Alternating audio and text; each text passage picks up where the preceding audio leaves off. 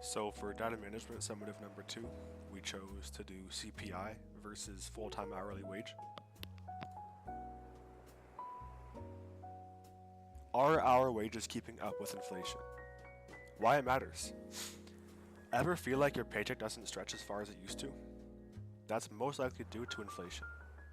The Consumer Price Index, which is CPI, tracks the rising cost of living, but are wages rising fast enough to match? What the data shows. This study compares hourly wages for Canadians aged 15 to 24 and 25 to 55 with annual CPI trends. When wages lag behind inflation, people earn more on paper but have less buying power in real life. So importance and use. Why it's important. Affects financial stability and fairness. Impacts savings, education, and housing access, which, I mean, back in the day you could buy a house in your 20s, but now it's, I think the age is 38 for buying a house now on average. Also influences youth debt and economic growth. And who uses this data? So economists track economic health, policymakers design fair laws, HR and advisors guide salaries and pensions, and students and journalists explore social impacts. So for variable 1, we chose CPI per year, and so Consumer Price Index CPI is an index that measures the monthly change in prices paid by consumers. Ignore the word US here, that's just for definition. So it's used to track inflation, so increase/decrease of cost of living each year. And comparing CPI to wages will let us see the increase or decrease of people purchasing power. So here's a graph of CPI per year. It starts in 1997 and ends in 2024. And as you can see, it kind of increases in a linear fashion every year. However, in 2020, which is when COVID-19 hit, it slightly stopped right here, went up again, and then really went up. And it's been skyrocketing since. So variable 2 is full-time hourly wages annually, which starts from the same time frame. We see a right skew distribution. So as you can see, it kind of starts high and just trends downwards for both of these. It might kind of go up on here, but it definitely trends downwards, as you can see.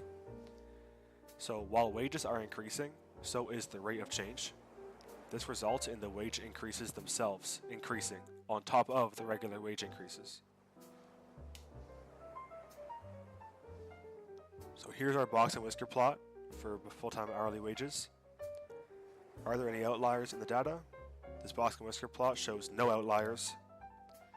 I mean, it's pretty obvious, no outliers. You have your quartile 1, 2, 3, and 4. There's no dots outside of it, nothing crazy going on here. So why are there no outliers? This is because wage growth tends to be gradual. It's influenced by inflation, cost of living, and labor policies. And steady changes reduce the chance of unusually high or low wages. So pretty much policymakers want wage growth to be steady. Here's a scatter plot for CPI versus full-time hourly wage. The blue dots are ages 15 to 24. The red dots are ages 24 to 55. As you can see, the trend lines are very straight, which is denoted by the R value being approximately 0.996, which rounds to 1. There's no visible outliers, and there's a growing disparity between younger and older workers, but it's still proportional to CPI growth.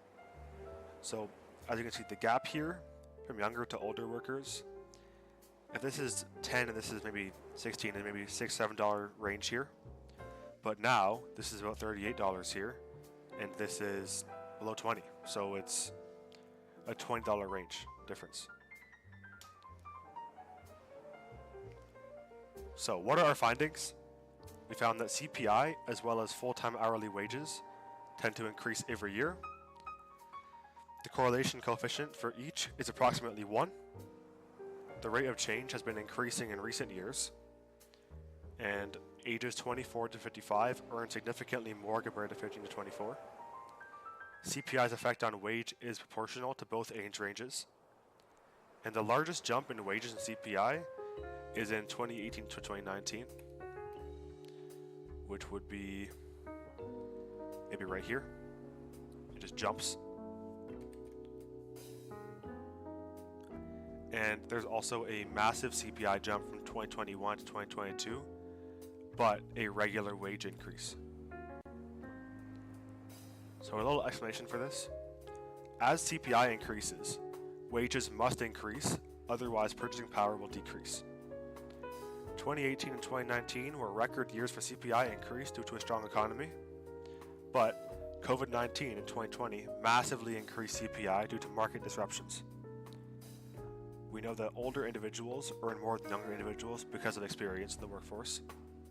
CPI and wages increasing massively in recent years due to inflation caused by the COVID-19 pandemic. Now, inflation, that's when CPI increases, but wages don't increase proportionally, so people's purchasing power decreases. This is inflation. For example, 21-22, there was a 7% CPI increase, while the wages increased 5%. This roughly means that purchasing power decreased by 2%. So even though you saw 5% more money on that paycheck, your actual money, so your purchasing power, decreased by 2%. So that money is 7% less valuable. So for a final conclusion here, after analysis of CPI with two strata regarding full-time hourly wages, it can be said that the relationship between CPI and full-time hourly wages is cause and effect. Thank you for listening.